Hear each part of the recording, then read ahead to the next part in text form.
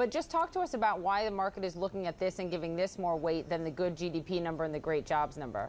Well, it's interesting. I mean, the good GDP number and the good jobs number could be very well why the president is doing this now, because the trade hawks around him have always said the economy is strong. If we're really going to fix this imbalance with China, we've got to do it now when the U.S. economy can weather it. And the president has said, you don't see consumer inflation rising rapidly here, that we're absorbing these tariffs. But look, if you're importing furniture or smartwatches or baby car seats or bicycle helmets or all kinds of 5,000 different categories of items, prices would go up as soon as Friday. Now, doesn't it sound, though, like the president sounds a bit impatient? He had a deadline of March 1st, and he waived that deadline because such good progress was being made in 10 rounds now of talks with the Chinese.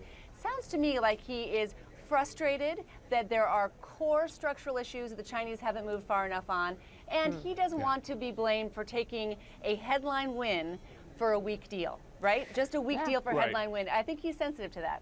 So, Christine, there had been two camps, my understanding, in the administrations, hardliners, Lighthizer, Peter Navarro, pushing for a harder deal, and then others who they describe as accommodationalists, right, perhaps Steve Mnuchin and others pushing for something a little bit softer.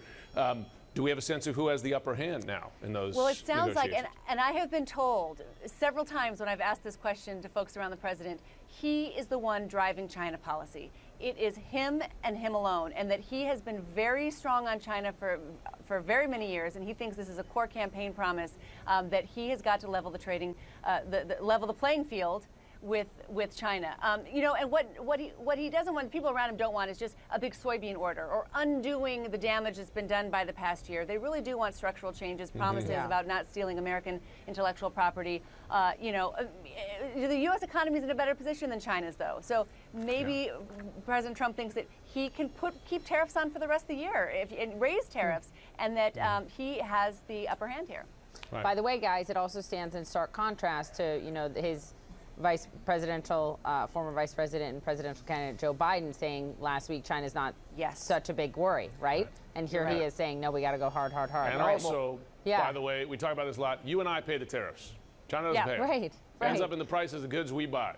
End of story. Yeah. And right now, that $200 billion is 10% tariffs. When you go up to 25%, that starts to bite. And remember, the president's threatening to do everything. Shortly, he said, another $325 billion. I would say 1.5%. I know that looks really scary, guys. Put it in context. The S&P is up 17% this year. This is not a big hit here yet. We want to see what the president says, what the Chinese negotiators say this week, and see where this goes from here.